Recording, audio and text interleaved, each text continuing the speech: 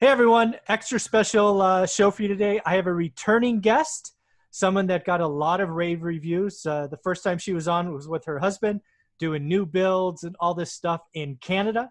So we have Natalie back with us today. How you doing? Good. How are you? I'm doing very well. Why don't we just kick this off by introducing a little bit of rebranding? You've gone from, I think it was RN Properties to something else. So let's introduce everybody to what that is. Yeah, sure. Well, honestly, RM Properties is the name of our company, but really all we did is we rebranded our Instagram page because we wanted our Instagram page is not really to advertise our company. It's mostly to help other investors kind of follow along our journey if they have questions, if somebody wants to know what we're doing. It's a whole other type of strategy, right, that not a lot of people know about. So our page has gotten to be, at first I started that Instagram page to advertise the company, but it turned into something else. So I decided to change the name, completely separate that from the actual company itself. So we did a bit of rebranding there, and yeah, that's all it is really. Well, let's name the page, because I do think, first off, the fact that you were thinking ahead just shows that you are trying to help. Because when I go to your page, and I'll let you share the name because I think it's cool to come from you, you are truly trying to help, right? It really doesn't have anything to do with your quote unquote business operations. It really is. Everything you put out, which we'll talk about next, is really trying to help people. So what did you rebrand it to?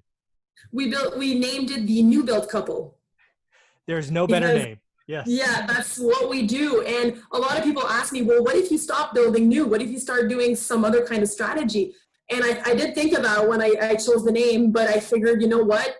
No matter what, new build is what got us started, is what got us to where we are today. It's what's building our wealth vehicle, and it's what we're known for. So even if we choose something else, I think we're always going to go back to that because we just love what we do. We love the new builds. So no matter what, it's a part of us. Yeah, and I think that's going to be something you two are doing for the next, 5-6 decades.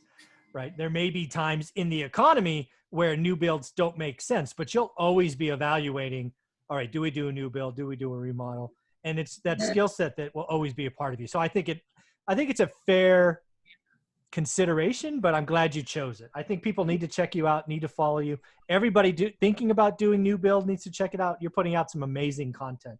Oh, thank you. That means a lot to me. You got it. So I'm working hard on it. Yeah, no, you're doing big things. So there's a couple of things that I took right from your Instagram. These are things posted in the last month that I want to talk about, and then we're going to get into a blog post that you put out. But let's celebrate your Instagram page for a second. Sure. One of the things that you just put out that I think more people need to hear, and I don't know what it is about Instagram, but they're just not getting it, is it's not about unit count. It's about total cash flow. And if you can get your cash flow number with 2 units, you would, right? You don't need 200. So let's just break that down a little bit, because too many people are like, hey, I'm flexing on Instagram. I just bought an apartment building, and lo and behold, they got like 2% of the apartment building. So let's just talk about that mindset of it's about cash flow, not unit count. Yeah, that's one thing, that we struggled a lot with at the beginning, because a lot of people were coming to us and saying, well, what's your goal? Like, especially people that we know that are in our social circle, they were saying, well, you're always building and you're always, you're always busy. When are you ever going to stop? Like, what's your end goal?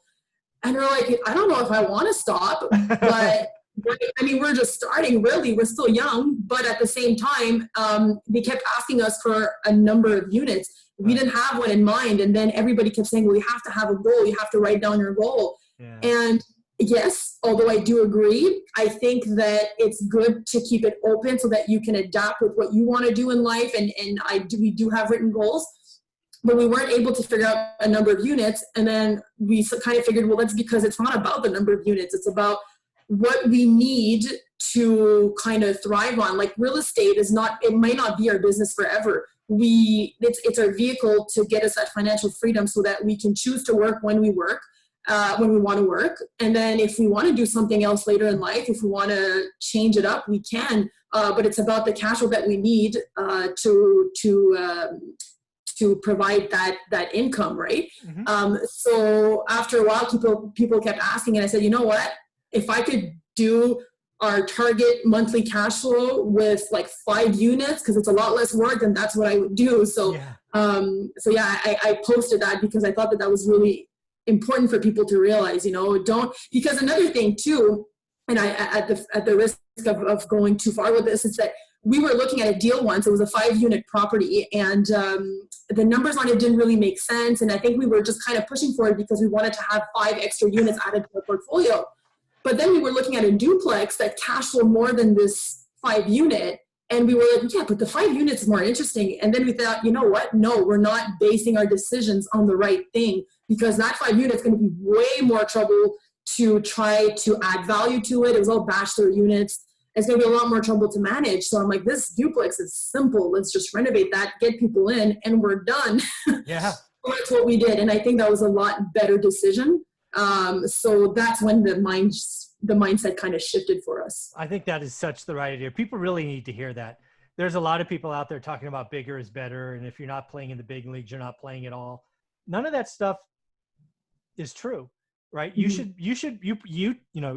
You too, right? You and your husband, whoever is listening to this, your family unit needs to sit down around a kitchen table or a couch or outside on the deck, whatever it is, and go, what's our monthly nut?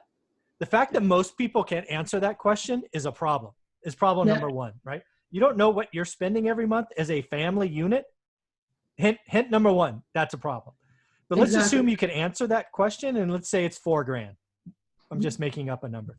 Yeah. Your financial freedom number is $4,000, or maybe it's 4,400 or 4,800. Maybe it's 10% more, 20% more, but it's $5,000, right? That's the answer. When are you done? Right? Well, when I get $5,000. Exactly. Yeah. So I thought that was awesome. Yeah. And once you're at your target, then that's where you get to evaluate what you want to do next. Do you want to keep going? Do you want to get that next goal written down? And then you can choose to take whatever path you can. But that initial income is what you have to focus on first, and then focus on the next goals, Yeah. And again, what people need to hear from this, just again, pick on $4,000 because that number was already said. There are really 3 ways you can get at that number. A, you could meet as a family and go, hey, what would it take to lower our number from $4,000 to $3,000? That is an option, folks. You all can live on less. My wife and I are proof of that. I know it's not fun. I know it's not sexy. But if you lower your monthly nut from 4 to 3, life gets easier, I promise. The other thing you could do as you're building your portfolio is sometimes, like we were talking about your blog post, the market gets ahead of itself. It gets a little spicy.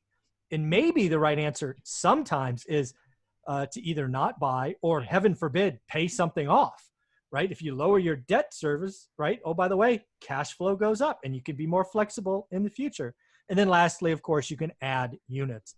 But achieving that freedom could be done at least 3 different ways. And people just don't think about it. They always go, I want more. I want the 5 unit. I want the 5 unit. Why? Because it's 5. 5 is more than 2. No, 2 is more than 5 in this example. And people just don't get that. No, exactly. But I think that's something you kind of learn as you go too, right? When you're starting out, you're eager, you just want to jump in and you're green. And then you learn that as you go. But if you get that mindset right from the beginning, it'll help you out, I'm sure of it. Yeah. And then the other one you said, and we've already said it a couple of times, is shift your mindset. That was a Instagram post. Again, go check them out. The New Build Couple on Instagram. Where does that come for you? Was that in your mindset from units to cash flow, or did that play somewhere else as well? It comes from a little bit of everywhere, right? And again, it's by learning as you're doing stuff. Like another thing I wrote recently too is don't be afraid to take that risk. I win more than I fail because I take that risk and I try and I do it. So that mind shift just comes from learning, from making mistakes, and from realizing, okay, this is, I wasn't, maybe I failed on this part because I didn't have the mindset right. So it just comes from a bunch of stuff. And I'm constantly like listening to your podcast or listening to other podcasts, reading books, and it's just always changing the mindset into what you need to grow as an investor. So I think that just comes with experience a bit. I'm not saying I'm a seasoned investor or anything, but the more I go, the more my mindset is shifting. Well, the thing that I see in you, and hopefully this comes across as the compliment that I intended to, is you're certainly in the business, but you're also open to questioning yourself. Like you're not like some of these arrogant folks who think they know it all and they don't change, right? You're always taking data in from external sources, which is a maturity beyond your years. That's not common for somebody who's had your success in their 20s. So congratulations. Well, thank you. That means a lot. But I mean, and at the same time, it's because I feel I'm always afraid of failing, I think. So I think that fear drives me to just, okay, I have to read that next book. And I have like 4 books on my shelf that I either started and haven't finished because like I'm all over the place sometimes. So that's one thing I need to focus. I need to zero down on. But that fear constantly drives me to just, I need to keep educating. I need to know more. I need to, and I'll never know enough, you know, and I'm expecting that's just me. But, that's awesome. So one thing, just in case people haven't watched the earlier video, I think I said in the intro, you're in Canada, but where are you doing these new builds? What province or city or what? So Ontario, that's the province, and Ottawa, so that's the National Capital Region, nice. The National Capital City, I should say. And we're kind of in the suburbs of Ottawa, a little more on the countryside, but it's still a very growing market. So in Ottawa itself is constantly growing. I think that Ottawa is very well located because it's right in the middle of Montreal, which is a huge city, and then Toronto, which is even bigger. And it's like right in the middle of those two. So when prices go up in either city, people will find themselves closer to Ottawa because it's just a little bit more affordable, and you still have a good supply of employment, such as there's a lot of construction industry here, which is always stable so far from what I'm seeing. And the federal government, it's a big employment here in Ottawa. So I think that, and we have a lot of scientists and PhD people, like a lot of engineers and stuff like that. So it's a really good market to be in. But Ottawa itself is just way too expensive for me. And dealing with the city of Ottawa for construction permits, I've done that in my other job when I was a custom home designer. I don't want to do it with them anymore. So I went in the countryside instead. It's just a little more simple there. There you go. And something we're going to switch into is this new blog post you put out there. And it really has to do, at least part of it is with the suburbs versus big cities. I think we're going to talk a lot about that. But the title of the blog post, as I remembered, is To Invest or Not to Invest. And as I read it again before that we did this interview for the second or third time, this was really sparked by what you and I are both seeing is our kind of network and around us. People are getting really interested in real estate again. Yeah. Right? It's becoming the conversation at dinners and parties. Very much like it was in 06. You weren't investing in 06 because you probably couldn't sign a contract. No, illegal. It wasn't legal to sign a contract. So let me just tell you what you're experiencing now is probably a lot like 05, because 06 it got nutty. I mean, you would get in a taxi cab in 06 and they'd be talking real estate. We're not quite there yet, but it's 05, right? All the people that you're working with, they're talking about a flip or cash flow or apartments. It's really coming up. So why don't you talk about that blog post? Tell them where they can find it, and then let's dig in, because I think we're pretty well aligned. Okay, cool. Yeah, so that blog post, it's on our blog itself. The website is called rawnatbuildingwealth.ca.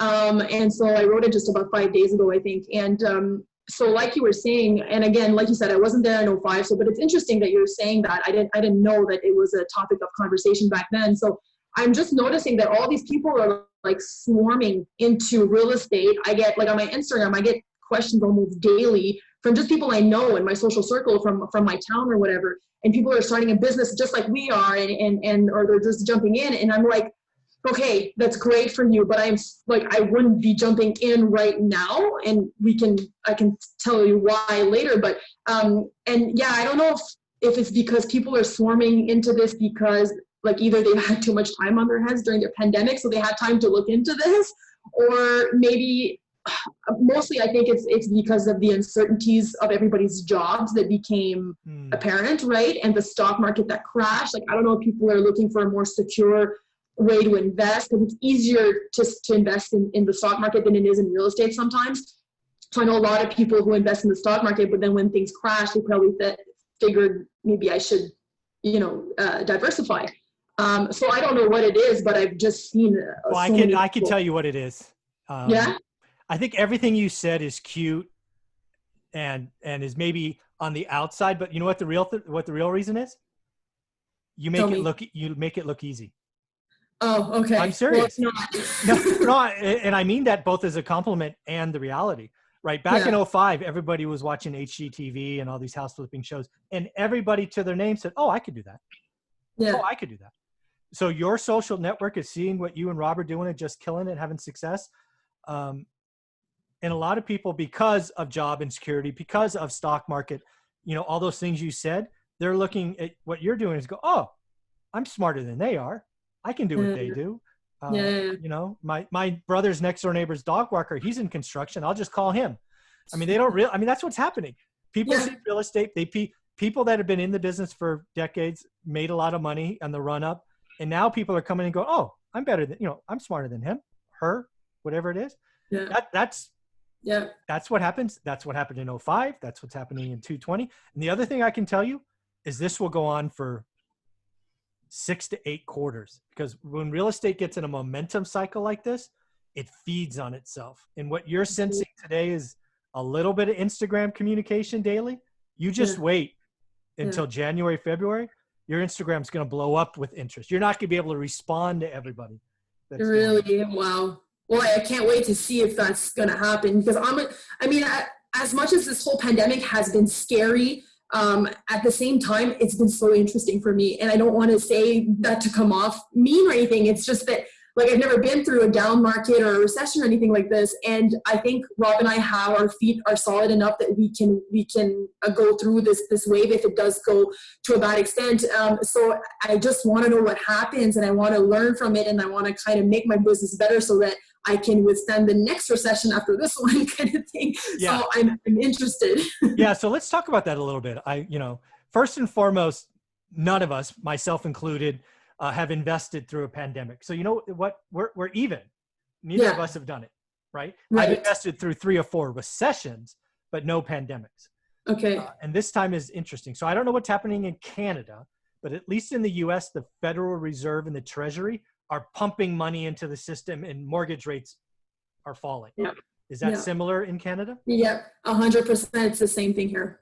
So another thing that we're seeing is residential lending for owner occupants is getting slightly easier because it's federally backed, where it's getting more difficult for what we call jumbo loans, think big, expensive, and investment loans. So it's really the tale of two things. If you're an owner occupant first-time buyer, relatively easy to get a loan. Yeah. Investor adding units, especially multifamily units, very hard. Are you seeing similar things in Canada? I don't know so far. I haven't gotten the last time I got approved for financing was for a fourplex that we're doing right now, and that one was right in the juice of the pandemic. So, and that one went really easily, but our portfolio was a lot more stable than it ever was before. So I don't know. I can't really speak for that. I haven't done any other kind of application, right?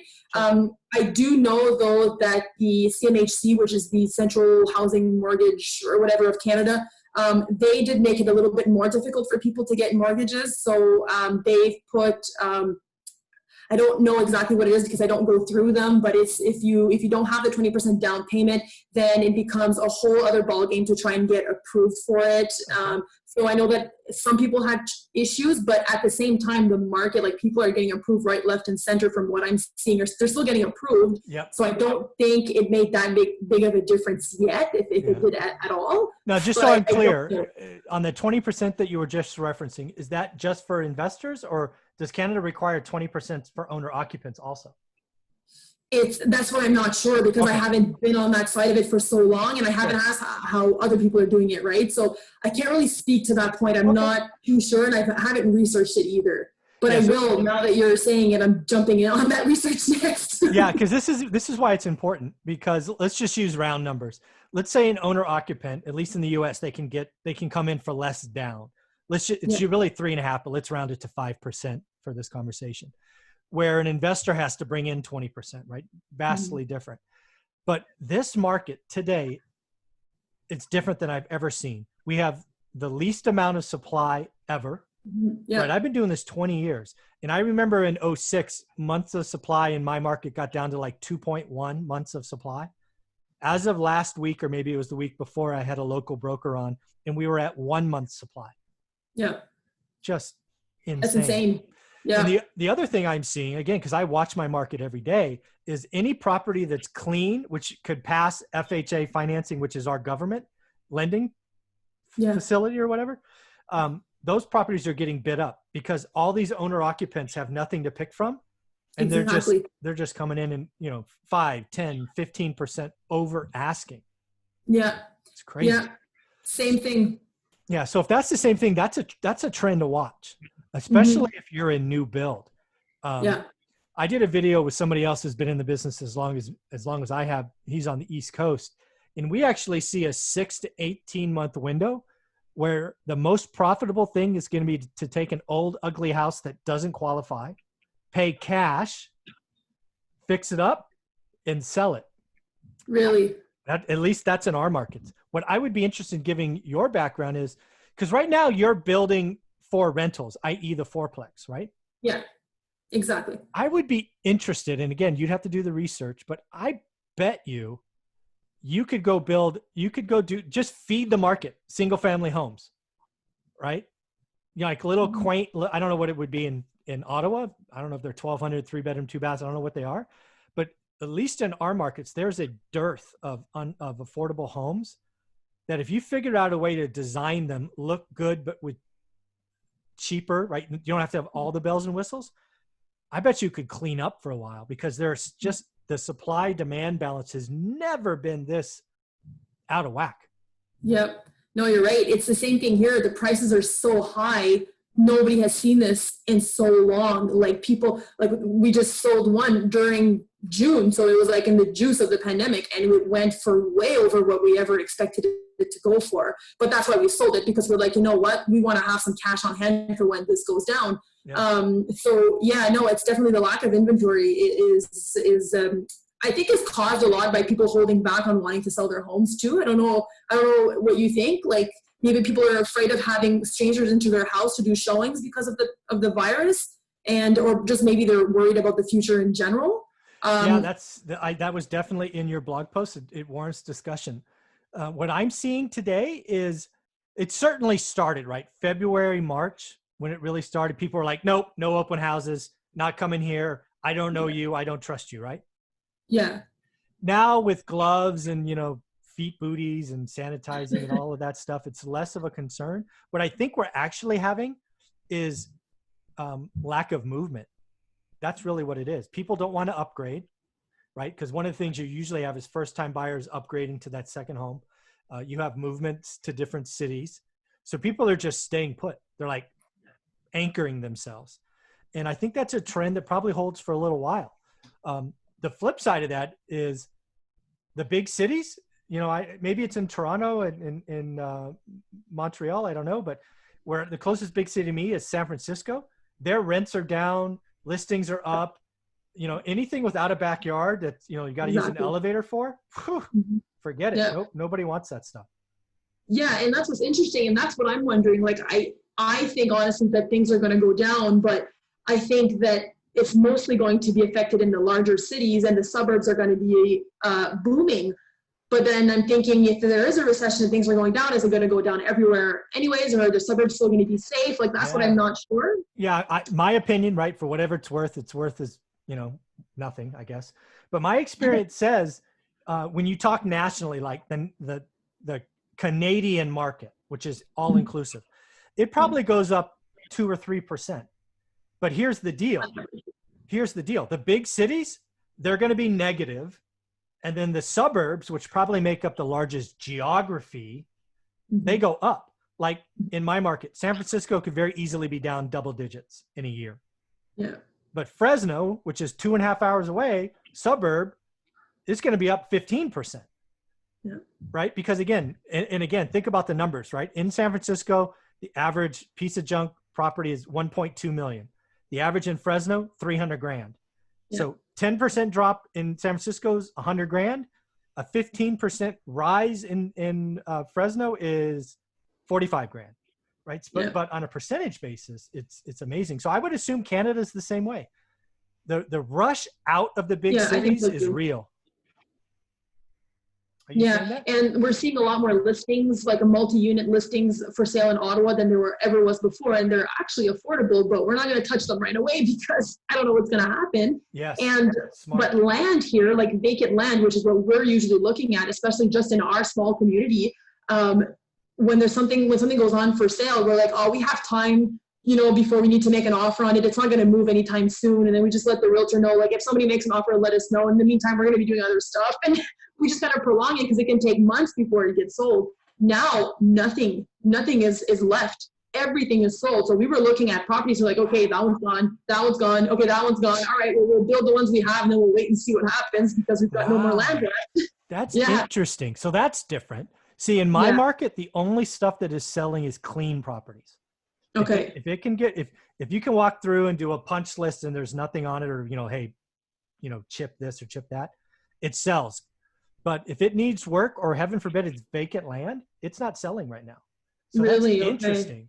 Yeah, that's the thing here. Everybody wants to build. It was already supposed to be a year where there was going to be a lot of new construction. That's what the cities were telling us. Okay.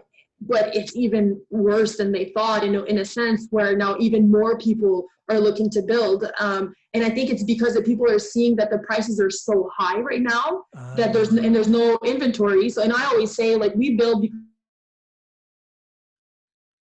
because it was hard to find deals in our market. But now it's like impossible to find a deal. So I think people, that's their last resort in a way. They're figuring, well, the prices are so high, I can build it for a lot less. Yep. And then, recruit for the value or whatever, and I'm going to get something brand new. So everybody's jumping in to do that. So let's put some raw numbers on it. These can be estimates or actuals. So what's the median price in your market? Is it 200 grand, 300 grand? I would say 300 probably. Okay. Yeah. Okay, so 300 grand. And what do you get for 300 grand? For 300, well, right now, things are different.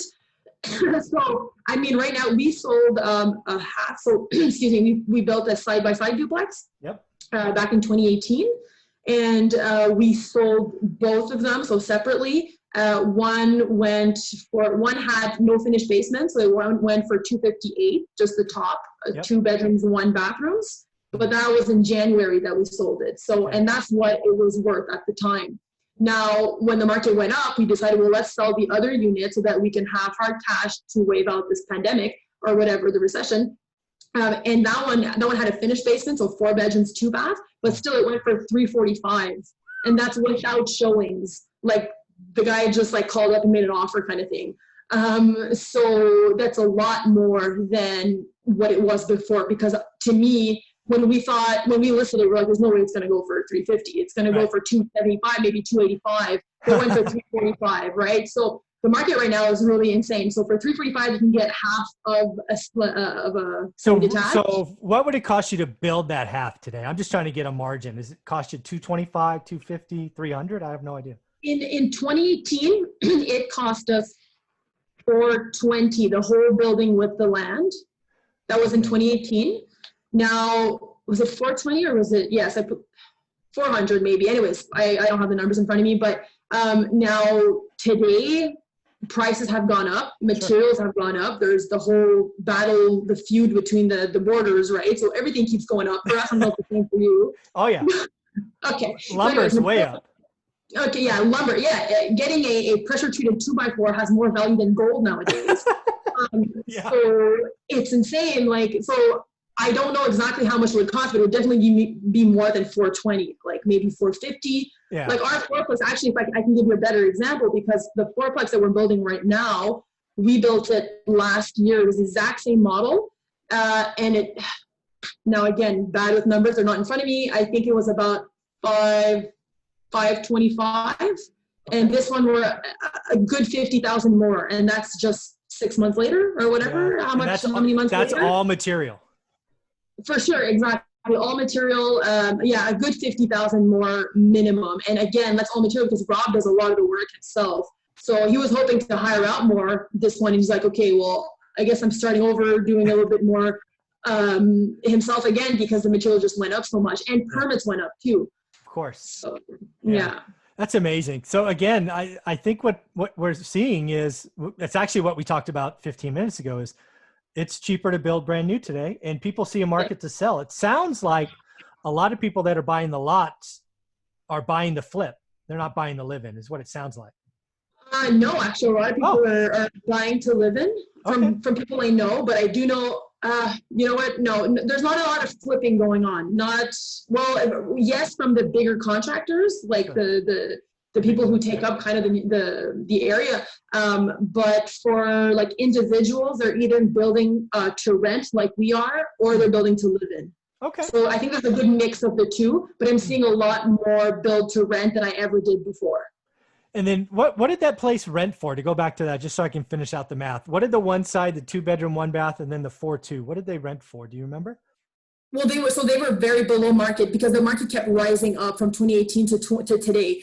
So it was rented for the one without the finished basement was for $1,400 plus utilities. Okay. And then the other half with the full finished basement was for $1,730 by the time I had raised the rent.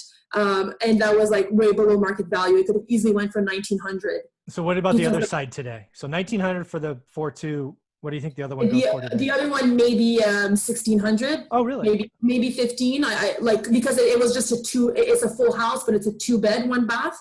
So if you would have finished the basement, then it would have been more profitable. So that extra 2-bedroom, 1-bath only gets you $300. Yeah, we got $300 more. That was in 2018, but if it would have been today, it would have been a good $400. Yeah, okay. Yeah. No. All right. And then what did it cost? I have no idea. I don't have basements where I'm at, so I have no idea what it costs to finish a basement. What does it cost to finish a basement? Well, that's that one, because it was just like, there was no kitchen or stuff like that. It's not an actual unit. It was just bedrooms and a bathroom. I think it was about $20,000. Oh, okay. So that's not bad. Give or take, maybe a little less than that. Yeah. Cause it's all poured already. It's the footage of there. You just add walls and a door and. Yeah, exactly. Just the finishings. Yeah, maybe less than 20,000. Honestly, it's been a while, and Ron so that makes sense. More than me. Yeah. Yeah. So that makes sense. I mean, if it costs you $20,000, you make $400 a month. That's an easy. I do that remodel every time. Yeah. That's it's worth it definitely to have more bedrooms. It's just that what happens with single family homes, and why we sold all our single family homes, is that people stay for very long, which usually it's a good sign. But in a rising market, you're losing money because then you can't raise your rents. And so for that unit itself, it was at $1,700, but I could have had $1,900. But like she would have never moved. That tenant would have never moved probably, because it was such a great place and there was nothing else available. Like there's no more single family homes available now. Everybody's shooting for multifamily homes, so people stay for a very long time. It's good during a recession. It's not so good when in a rising market, right? Yeah. So did you sell that to another investor? Or did you sell it to her? Yeah, it was another investor actually. He was I think he wants to keep it for himself later on. Okay. I'm not too sure what the plans are. But the idea is the tenant didn't move. She stayed. No, exactly. She got to stay there, so she was very happy. I bet. All right, so let's go back to this blog post, because what I took from your blog post was, I guess I'll call it, you're concerned for the newbies. Kind of like, why are you guys coming in now? We kind of talked about that, because I already told you, you make it look easy. That's the truth. That's why they're coming, because they see money. They see dollar signs. People are simple creatures. But what would you tell a new person coming in? Because I always talk about learning your market. And right now I think people are just jumping in blindly almost. Yeah, so what I would say really is, because yes, the inventory is low and the demand for rentals is at a sky high, but it doesn't cost you today to build what it did for us when we initially started. And I really think that if the recession comes in, then values are going to drop, and then their costs to build will possibly be a little too close to that value. And so, you're kind of, that's where you kind of lose your money. But I think the reason why things are going to drop, and again, this is just my opinion based on my own research, it's that there's going to be so many businesses that are going to go under out of all this, like restaurants, bars. If you go, there's this app that Rob goes on. He's constantly looking for businesses to buy just for the heck of it. And he's like, months ago there was nothing. And now he's like, there's so many businesses for sale and businesses going under. They just can't stay open at 50% capacity or whatever, even with some government grants. I mean, it's impossible. There's no way. So, and even if you zero it down on like one thing, if one industry or one type of business closes down, it has a huge ripple effect on everything else. So as an example, in my blog, I took like the fact that everybody's working from home now. So I work for the federal government right now, sorry. And so the entire building is now working from home, and so are all the other federal buildings around. So like those buildings, if they close down because there's no point in paying that rent or whatever now, so the ripple effect starts with, let's say, just the maintenance workers are going to lose the jobs. Mm-hmm. Then all of the businesses around the downtown core, who usually rely on the daytime heavy foot traffic, are going to close down because they can't stay alive with nobody around. Mm-hmm. And then what else? I mean, you've got the bus drivers, people won't be taking, and plus Ottawa just spent a whole bunch of millions of money on this new transit system. So, and now it's like they're never full. So, I mean, bus drivers and transit drivers or whatever are going to get laid off, I think. Taxi drivers, yeah. The automobile industry. Like I have a dealer he's been emailing me nonstop trying to get me to buy a car. And I'm like, no, like I'm not buying a car right now. But you can tell that, business is not doing too good right now. So I think it's going to affect a lot of types of businesses. Yeah. And at a certain point, if all of that closes down, you're going to have too much people looking for work for the number of jobs available. And there's the definition of a recession? Yeah. Yeah. No, I think you're absolutely right. The other thing I would ask you to look at is, again, I think what we're really talking about is the big downtown corridors, which used to be the spot, right? Used to be, yeah. That's not where people are. But what I think we're going to start to see, and we have to get to the other side of this where people feel a little bit more secure going out, is the suburbs are underinvested. Like when you talk about the office, right? The office is full. They have all the coffee shops and Danish shops and pizza places and blah, blah, blah. But when you step back to the suburbs and realize, okay, now we're going to stay in the suburbs. Where can I walk to? Right? There isn't a dessert shop. There isn't a coffee shop. There isn't all these other things. So I think what's going to happen is you're going to have entrepreneurs create those things in the suburbs. So not only are we going to see a wave of suburb real estate, meaning single family homes and fourplexes go up, but I'm expecting little strip malls to become a thing again because people want to get out of their house, right? Yeah, Canada, right? When it gets cold, once it's not, people want to get out.